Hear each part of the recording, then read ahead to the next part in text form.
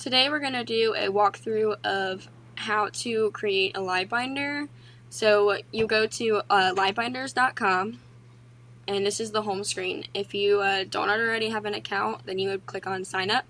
If you do have an account, you'll click login and use your username and password to log in.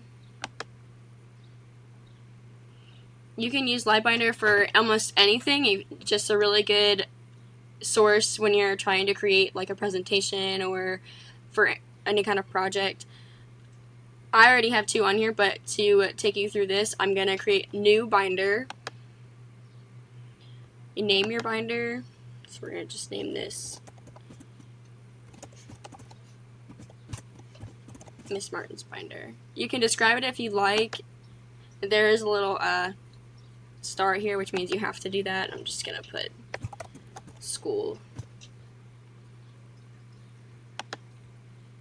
You can pick any kind of category you want. It doesn't really matter. I always click personal just because. And you can make it public or private, which no matter what you click here, you can change this later. So if you put private, you can make it public later, so anybody can see it. And then an access key is to give to people for sharing a private binder, which we won't be doing, but I'll just put 1, 2, 3, 4.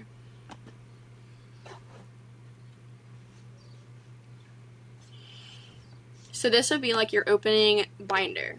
So you've got all these little buttons up here to edit your binder, and then these are tabs. You can add as many tabs as you want, you can add as many sub-tabs as you want, and you can name them whatever you want. Each page comes mandatory or automatically like this, where you enter in a site and use it as a reference, but if you click on this add content, you can upload a photo, a website, text, images, videos, anything else. So for this one, we're going to upload some text. And then if you scroll down, you can choose what kind of text. You can do it in columns, one just media if you want, or you can separate it between text and media, or you can just do text. So for this one, we're going to do text and media, just as an example. So to name your tab, it automatically comes with numbers, but the first tab is just going to be like a welcome page.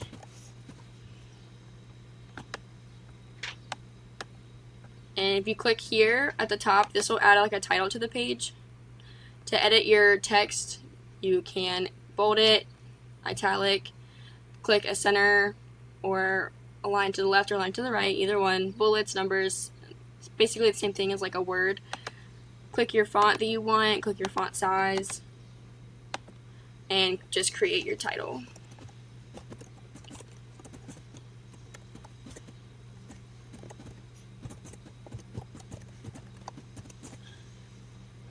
And then you have to click save. Now, Livebinder is awesome when it comes to saving your work because it does automatically save, but it's always good to double save. And then you do the same thing here if you want to click to add your text to the side. So if you want to like explain or describe whatever is in this tab.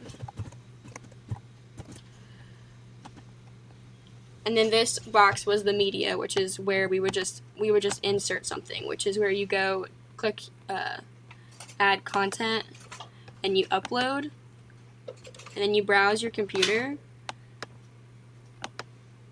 and you can upload photos, whatever. Like for this example, we'll do the Disney castle because why not? And then you just exit out, and there's your Disney castle and your text and your title. You named your tab. This right here won't appear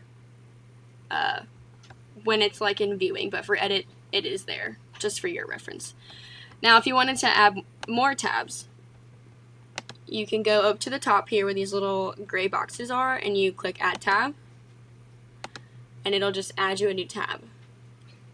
Now, it will always put it after the one you're currently on, so if you wanted to add it to the end, you would click add tab from there, if that makes sense. If you wanted to get a sub-tab, so let's say my welcome page is this, and then I wanted to add a sub-tab into my home page, click this red arrow, and click add new subtab, or you can click this here for whatever page you're on. It'll add a subtab to that page. Subtabs are just like, it's a tab within a tab.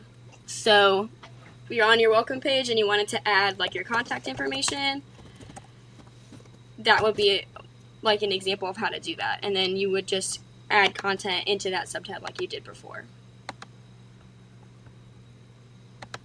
So there's the text. You just add your title like that.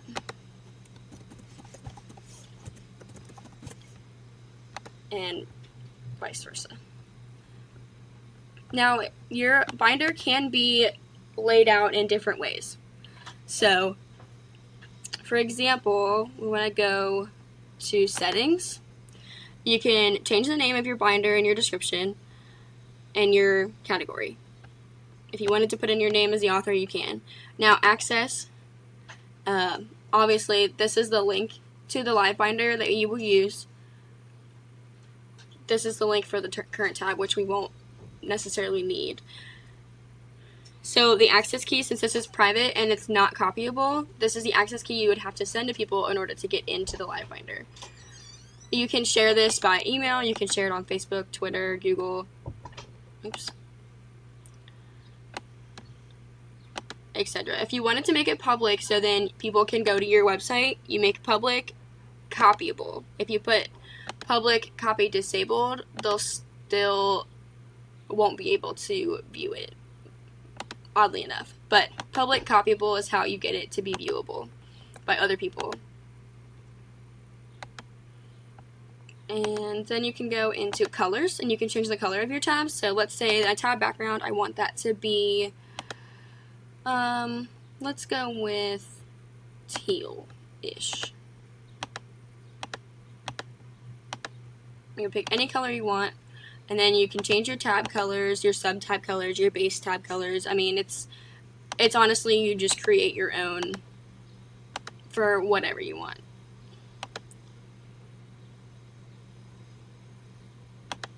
I'm just trying to make this real colorful.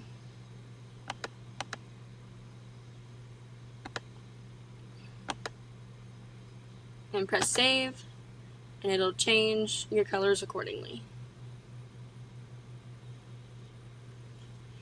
And then go over to layout, and you can have stacked tabs, which is basically what this is.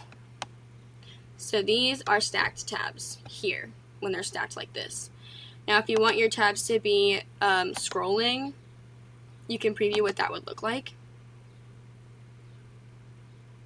These are scrolling tabs. So you would scroll like with these arrows to the side if that's what you wanted to do. Or you can do tabs to the left or the right of the page. So if they're on the left page, it would look like this. And you would just click down.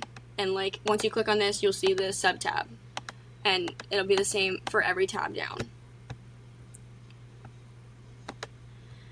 And then tabs on the right would be the same. So for this one, I think we're gonna do the scrolling tabs because I haven't done that one before. And we'll save that. And now you can also create a cover for your binder if you'd like. You can use the Disney Castle. You can upload a new picture or video or an image. You know, it doesn't really matter. We'll just do the Disney Castle for this one. Alright. Now you can undo anything that you've done before, and you can save it from here, or you can save it, it saves on its own, and then if you click anywhere else and just press save, it'll automatically save your binder.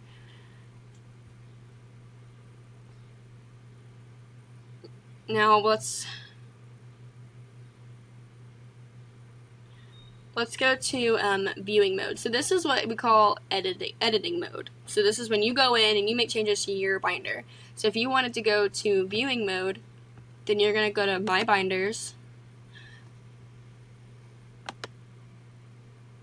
and scroll over your one, which is Miss Martin's binder, which is the one we just created. And you press open. And now you are in the viewing portion. And you could take this link, copy it, and paste it somewhere so people can view it.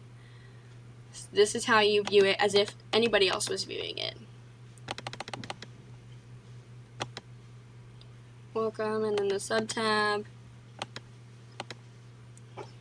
Okay, and then just like before, you go back to your My Binders section, scroll over the binder you wish to look at, and press Edit, and that's when you get back to the edit mode.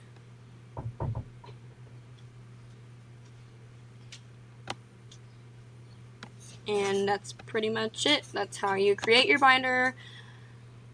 That's how you customize it, secure it, or share it, and how to view it and edit it. Livebinder is a great source for any kind of online projects, and it can be very helpful to students and teachers too for any like online assignments. So there's that.